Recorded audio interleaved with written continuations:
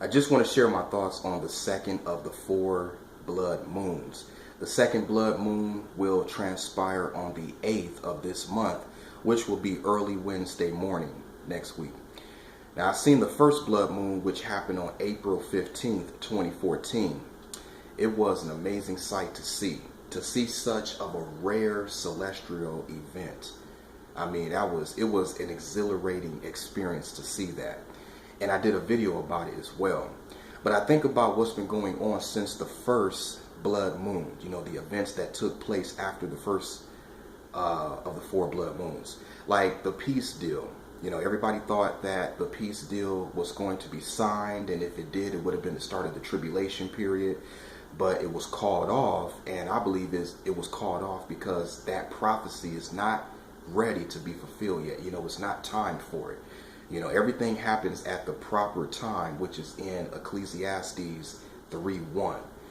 Also, wars and rumors of wars in Israel, riots, violence, and Islamic terrorists. They got Israel surrounded, and it's prophetic for that to happen, for Israel to be surrounded, So what's going on is a modern day David and Goliath.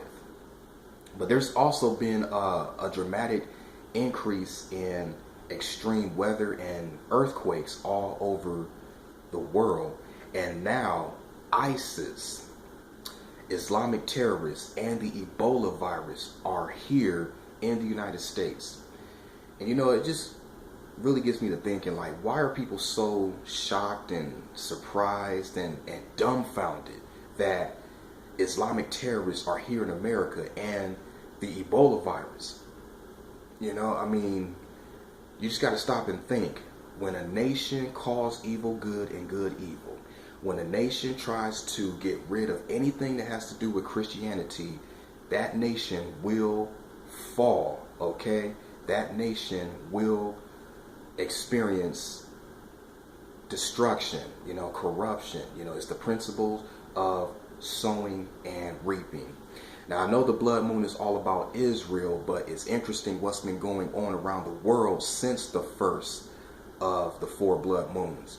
And when the second blood moon takes place, out here in Arizona, we might not be able to see it because there's actually a fourth hurricane that is in the Pacific Ocean, and it might bring some clouds up into Arizona Tuesday night into Wednesday. So when I first heard that earlier today, I was like, oh man, come on now, this can't happen. I want to see this blood moon again. And I read on the internet that it may be bigger than the first blood moon. So I really would like to see this, but it's a possibility that it may be cloudy Tuesday night into Wednesday, and we may actually get some rain from a fourth hurricane, like the remnants of the hurricane. So I'm like, wow. So I really hope that we do see it, because I really would like to see a blood moon for a second time.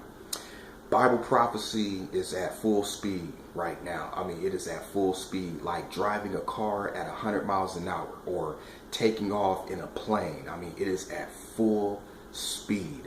And with the second blood moon quickly approaching, the birth pangs will increase in and around Israel even more, as well as worldwide events.